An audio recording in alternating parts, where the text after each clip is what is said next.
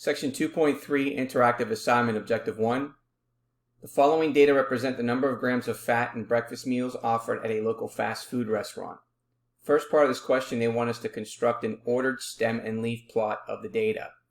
So in this question here, we have our data listed here, and then we have our stem. So here we have our 0, 1, 2, 3, and 4.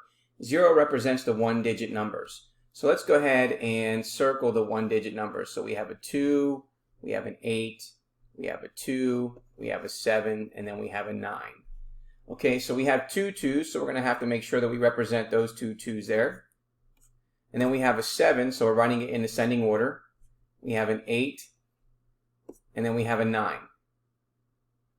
So we have 2, 2, 7, 8, 9. So let's put that in there. So we have 2, 2, 7, 8, and then 9. Okay, now let's go to the one digit with the 1 on the leftmost digit. So we have here, we have a 14, an 18, a 14, we have an 11, we have a 13, a 15, 11, and then a 12.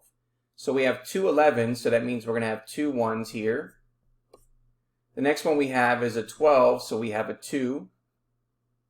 The next thing we have is a 13, so we have a 3.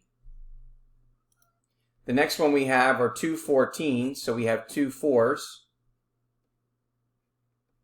The next one we have is a 5 with the 15, and then there is an 18.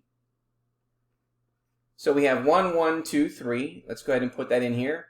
So we have 1, 1, 2, 3. And then we have 4, 4, 5, 8. So 4, 4, 5, 8. Okay, now let's take a look at what in the left digit is the 2. So we have a 28, a 23, a 27, a 26, and a 22. So 2 is the smallest number.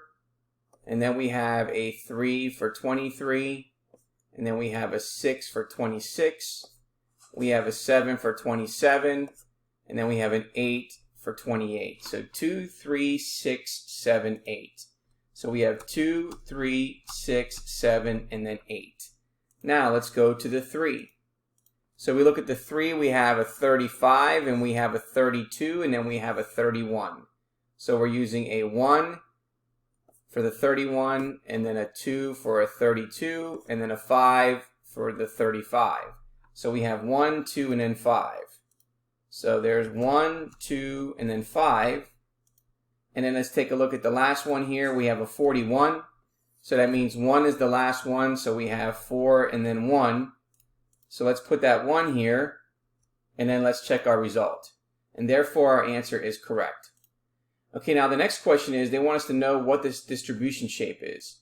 Okay, so I'm going to go ahead and copy this right now. This is what we have in here. And I'm going to show you what I mean by what they're asking us.